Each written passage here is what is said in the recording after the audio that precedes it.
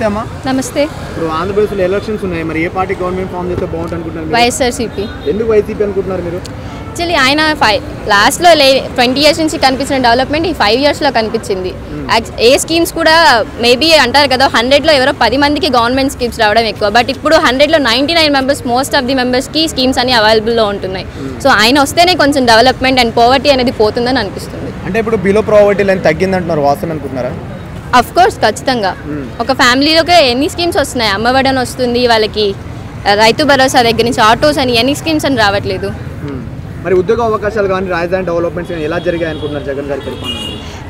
అది డిస్కషన్స్లోనే ఈ 5 yearsలో రాజధాని అనేది తగ్గింది, కానీ నెక్స్ట్ ఎలక్షన్స్ తర్వాత ఆయన ఖచ్చితంగా రాజధాని అనేది ప్రొవైడ్ చేస్తే దాని అన్నిటికన్నా అన్ని స్టేట్స్ కన్నా ది బెస్ట్ రాజధానిని ఇవ్వగలరని మాత్రం మాకు నమ్మకం ఉంది. అంటే ఇప్పుడు 175 కొడతామంటారు జగన్ గారు, మరి నిజంగానే ఏ మేర కొట్టచ్చు అనుకుంటున్నారు? మరి ఏ ధీమోతో అనొచ్చు అనుకుంటున్నారు 175? ఖచ్చితంగా ఆయనకున్న ఫాలోయింగ్ అలాంటిది, కన్ఫర్మ్ 175గా 175 వస్తుంది. అంటే బడా లీడర్లు ఉన్నారు కదా, పవన్ కళ్యాణ్ గారు, అదేవిధంగా చంద్రబాబు నాయుడు గారు, వాళ్ళందరూ ఓడిపోతారా మీరు ఎలా నమ్ముతున్నారు?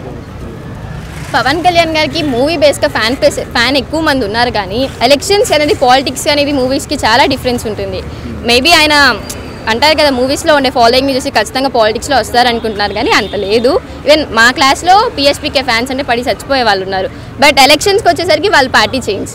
మూవీ వైజ్గా వాళ్ళు పిఎస్పీకే అంటే చాలా ఇష్టం, అంటే అభిమానం ఉంది, కానీ పాలిటిక్స్ అనేది మూవీస్ వాళ్ళకి సెట్ అవుతుందని అనుకుంటాం. ఓకే, నాడు నేడు కింద స్కూలింగ్ డెవలప్మెంట్స్ మీకు ఎలా అనిపించాయి? చాలా బాగున్నాయి. ఈవెన్ బోర్డ్స్ మా సెక్షన్ వరకు ఒక రకం అయితే, రీసెంట్గా స్కూల్ మెమరీస్ కోసం అలా వెళ్ళినప్పుడు మాకు మించిన ఫెసిలిటీస్ ఇప్పుడు వాళ్ళకి వచ్చినాయి. మా టైంలో గ్రీన్ బోర్డ్స్, ఇప్పుడైతే డిజిటల్ బోర్డ్స్.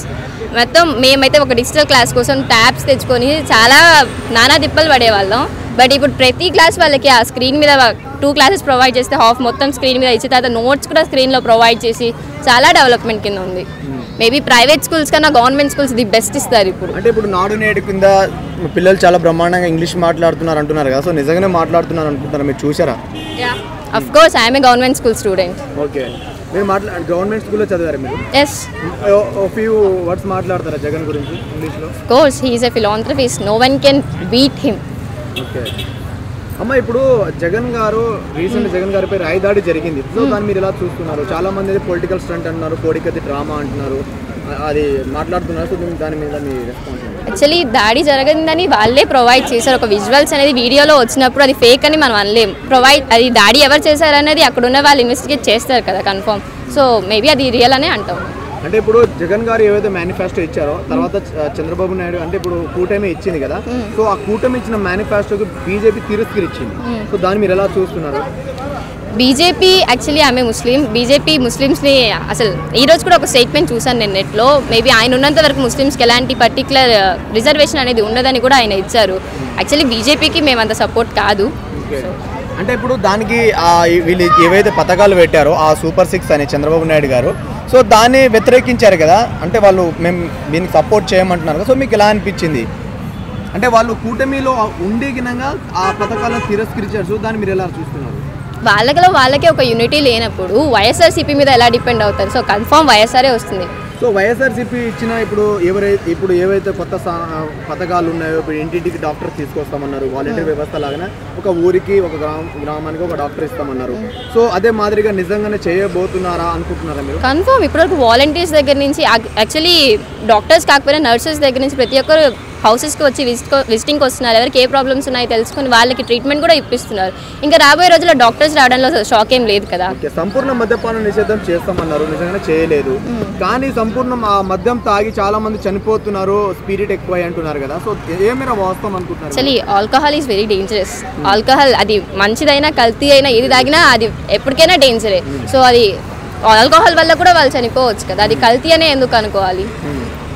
అంటే ఇప్పుడు ఉద్యోగ అవకాశాలు అవన్నీ ఎలా ఉన్నాయనుకుంటున్నారు జగన్ గారి పరిపాలనలో? వాలంటీర్స్ మీద చాలా మందికి వచ్చింది, మేబీ చాలా మంది అంటున్నారు అదేం జాబ్ 5,000కి అని. 5,000కు 10,000 ఆయన ఒక జాబ్ అనేది ప్రొవైడ్ చేశారు. మీకు అంత టాలెంట్ ఉంటే పెద్ద జాబ్స్ తెచ్చుకొని చూపించండి. అంటే ఇప్పుడు జగన్ గారు ఇచ్చిన వాలంటీర్ వ్యవస్థ అంటే గతంలో చంద్రబాబు అండ్ వాలంటీర్ వ్యవస్థను బానిసలా వాడుకున్నారు అంటున్నారు ఎవరు? జగన్ గారిని వాళ్ళని వాడుకొని 5,000 ఇచ్చారు, చంద్రబాబు నాయుడు గారు వాళ్ళకి 10,000 ఇచ్చి ఆదుకుంటా అని చెప్తున్నారు కదా, సో దాని మీద మీ అభిప్రాయం ఏంటి?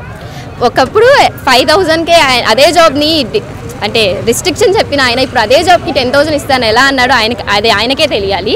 బట్ యాక్చువల్లీ చాలామంది దీని మీద అయితే చెప్పారు 5,000కి ఏం జాబు అది అని, 5,000 10,000 ఖాళీగా ఉన్న వాళ్ళకి ఏదో ఒకటి ప్రొవైడ్ చేశారు ఆయన. వాళ్ళకి నిజంగా అంత టాలెంట్ ఉంటే వాళ్ళే వేరే జాబ్స్ తెచ్చుకోగలరు. ఖాళీగా లేకుండా ఏదో ఒక జాబ్ అనేది ఆయన ప్రొవైడ్ చేశారు కదా. అంటే పవన్ కళ్యాణ్ గారు జగన్ గారిని పాతాళంలోకి తొక్కేస్తాము అది ఇది అని డైలాగులు ఎత్తున్నాడు కదా, సినిమా డైలాగులు. సో ఆ సినిమా డైలాగులు ఏ మేర వర్కౌట్ అవ్వచ్చు అనుకుంటున్నారు ఈసారి? సినిమా డైలాగ్ సినిమాక్స్కే వర్కౌట్ అవుతాయి, పాలిటిక్స్లో కాదు. పవన్ కళ్యాణ్ గారు 1,00,000 మెజారిటీతో గెలుస్తామంటున్నారు జగన్ గారి పైన, మరి ఎలా గెలవచ్చు అనుకున్నారా?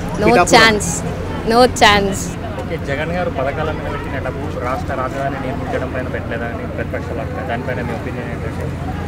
డెవలప్మెంట్ లేకుండానే అంత ఉందా? వాళ్ళు అయితే అంత పెట్టకముందానే అన్ని పోర్ట్స్ వచ్చాయా, అన్ని స్కూల్స్ రెడీ అయ్యాయా, ఇంకా చాలా డెవలప్మెంట్స్ చేశారు కదా. పథకాల కోసం చాలా అప్పులు చేస్తున్నాడు. దాన్ని రికవరీ చేయడానికి కావాల్సిన రాజధాని నిర్మాణం అనేది లేదు. మేబీ వీళ్ళు లాస్ట్ 5 yearsకి అంటే తెస్తారు కదా అప్పు, దాని రేట్ అండ్ ఈ 5 years ఉన్న రేట్ చూస్తే జగన్ గారు తెచ్చిన రేటే చాలా తక్కువ ఉంది. ఓకే అమ్మా, ఓవరాల్గా ఒక మాటలో నెక్స్ట్ సీఎం ఎవరు అనుకుంటున్నారు? వైఎస్ఆర్సీపీ జగన్మోహన్ రెడ్డి గారు. Please subscribe Pragna Media. Please like, share, subscribe to Pragna Media. Pragna Media, please do like, share and subscribe. Please subscribe to Pragna Media. Please like, share and comment if you like the video. Pragna Media.